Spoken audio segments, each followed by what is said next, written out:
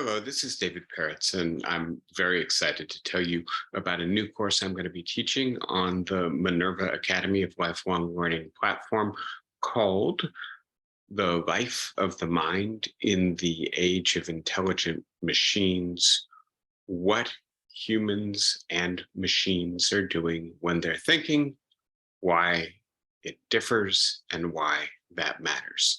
And the basic idea behind this class is to take the fact that we live now in an era of machines that, at least in certain domains, actually exceed human capacities for intelligence, problem solving, reason thinking, pattern recognition, many of the things that we like to think distinguish us as intelligent beings. The machines, the computers, the algorithms, the programs that we ourselves have engineered now exceed our capacities across a wide variety of tasks. Perhaps most startlingly, the recent arrival of chatbots, and these are computers that seem to create original communications in human languages that we humans find to be very convincing. And so the idea is to take this as an opportunity to reflect upon, with perhaps some greater urgency than in the past, what makes our intelligence, our reasoning, our creativity, our intuitions and feelings and emotions unique and special. Because for a very long time, we have, of course, thought of ourselves as being unique and special, given the life of our minds. And so this is a chance to put philosophy and cognitive science, psychology, and new advances in neuroscience in dialogue with each other, but also to anticipate a world in which we are increasingly not going to be the only or the most intelligent beings in our orbit. And so what is it going to be like to live in that world? How might it alter our nature, our self-conception, our ways of thinking about ourselves, our cultures, our everyday activities, from economics to intimacy? And that's the big question I want to pose in this class. I'm going to give you a little bit more information, a little bit of a preview, but I'll just say very quickly, this class is going to be organized in July, August, and September. It's going to be 6 sessions long. Those 6 sessions will be couplets, right? 2 classes in July, then a couple weeks off, then a couple classes in August, a couple weeks off, a couple classes in September. Let me give you a little bit more of a detailed overview of it now. Among the things that I'm excited about with this class is that it gives me an opportunity to continue to stretch, grow, think about new topics, and also to bring in some friends and colleagues who I think are very gifted in philosophy, psychology and neuroscience, computer science, to talk with me, to help me to cover the grounds of a very ambitious and provocative subject matter. So very quickly, the outline of the course, it's going to be organized into 3 main parts. The first focusing on our human capacities, what distinguishes the lives of our minds, looking at that from a philosophical perspective in the first week on July 21st, and then from a more psychological perspective in the second week on July 28th. The second big part of the course is going to look at what machines are doing, what computer technology and artificial intelligence is doing, and how we should anticipate it continuing to grow and expand in its capacities. A session on the nature and potentials of machine intelligence in the second to last week of August, and then in the last week of August, on what it's going to be like when we have super intelligent machines that have a wide range of capacities, aren't just good at playing chess or reading mammograms, but are able to do a whole range of cognitive tasks as well or better than we humans do them.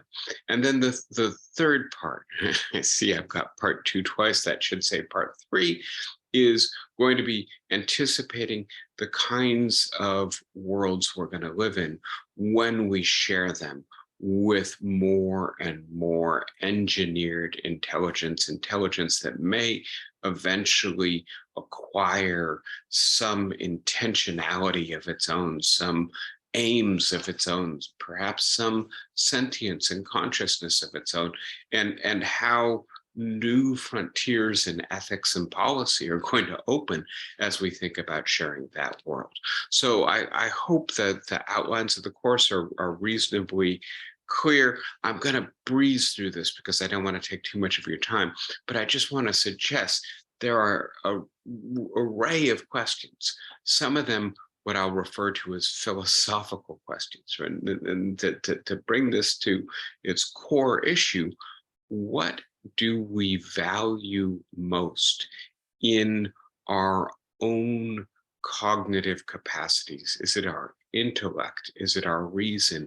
Is it our morality? Is it our creativity? Is it our willfulness?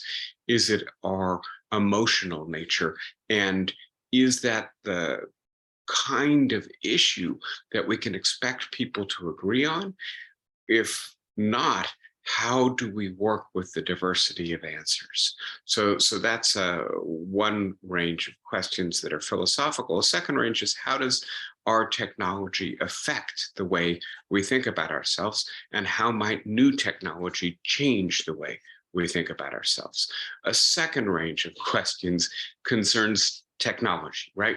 What exactly is going on inside these computers that are learning? And I want to be as clear as possible. They are learning. In certain respects, they are teaching themselves in ways that rival the capacity of human beings to learn new tasks or excel our capacities. And what can we anticipate in the future out of intelligent machines, given the way they're operating at the moment? Then the final range of questions concerns the interaction between human minds and intelligent machines, and what it is going to do to our self-understanding, our self-interpretations, to have given rise to technology that may ultimately exceed our intelligence, exceed our creativity, our originality. Who knows, maybe even have entirely different ways of looking at the world and thinking. And how can we enter this new world in a way that is both safe for human beings, and I do think there's a genuine threat here, and ethical in our treatment of technology, which is a peculiar thing to say, but as we deal with increasingly intelligent technology, I think we have to recognize that we may have certain duties or certain ethical constraints that we have to respect in our relationship to technology. Now, I'll just say very briefly, there's this incredibly rich literature on this topic, which is part of the reason I'm so excited about teaching this course. Some of that literature, and this is just a way of organizing two trees of thought, is philosophical. Some of it is psychological. And I want to go into both of those literatures about what's going on in the human mind in some detail with you. To do so, I'm going to look at Plato and Aristotle and the ancients. I'm going to look at Descartes and Kant and Nietzsche and people in between, and different representations of what is distinctive and valuable about the way in which human thought operates in our minds. I'm also going to look at a fair bit of literature on technology, and this will be somewhat technical, but I will do my best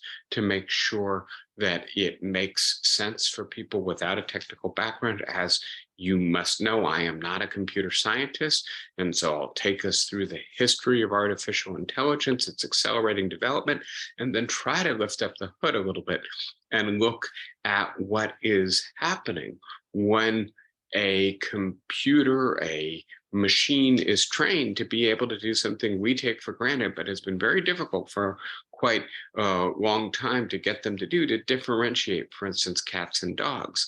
And then to look into the more complicated matter still of how the new chatbot technology treats the space of human language and meaning, converts it into computational neural networks, and uses that to produce language that we recognize as cogent, creative, relevant.